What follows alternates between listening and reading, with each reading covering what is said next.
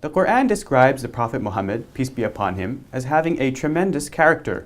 What does that mean? We're joined by Nouman Ali Khan, here to tell us a story that will illustrate something about the character of the Prophet. Brother Nouman, how do we know that the character of the Prophet Muhammad was tremendous? Can you give us some examples of that? Sure, yeah. I think the reference you made from the Quran, إِنَّكَ لَعَلَى خُلُقٍ عَظِيمٍ, that you are absolutely, without a doubt, committed to a high ethical character and a great ethical character, is important to understand. And in addition to illustrating it through an example, what I'd like to illustrate is that that particular statement in the Quran is very early. It's a very early revelation. And what that suggests is that this is not referring to the Prophet's character as a prophet, that it's actually referring to his character as a person being a member of that society for 40 years. It's actually referring to him pre-Islam.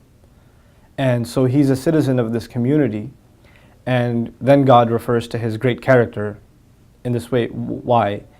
Because you can have great things to say as a preacher, even as a prophet. But a message is it's hollow in and of itself if it's not fortified by credibility. And one of the most sustainable forms of credibility is character. I mean, you can have, for example, nowadays you can have some really eloquent, well-spoken politicians, right? But what's the easiest way to dismantle their entire political campaign? Smear character, right? If you can find something that's a flaw in their character, some kind of corruption, then doesn't matter how well they speak and how highly they speak of ideals, none of it actually means anything because there's no character to back up those high claims. So the Prophet's given the highest speech, this high noble message, right? So it wouldn't have any validity if there was no substance and credibility to his character. What's incredible about that is that Mecca was pre-Islam known as a pretty corrupt place. Business practices, social practices, inequality, injustice, a law of the jungle, survival, the strong beat up the weak because they can, right? Might is right. This is the kind of lifestyle that society had. And they had a great economic promise and strength, so they didn't see a need to reform themselves. A lot of times, the kinds of reforms that are associated with justice are the ones that aren't very profitable.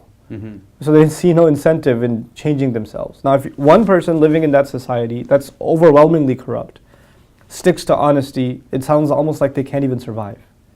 And yet he not only survives in that society, he sticks out so much from the rest because of his character, not because he's preaching anything. As a matter of fact, he's described as a quiet type originally. But because of the business practices, because of his dealings with people, because of the honesty, he actually got nicknamed in a culture where poetry was used to insult people. This was the culture.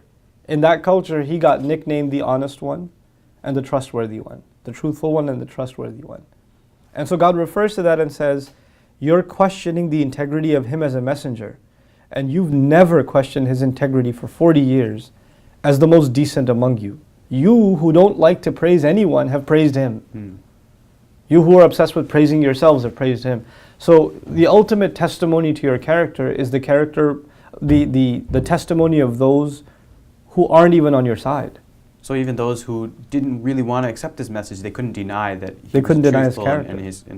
and that, And that's the ultimate testimony to Islam for us. Muslims see that if we're going to deliver the message of Islam, that's a message.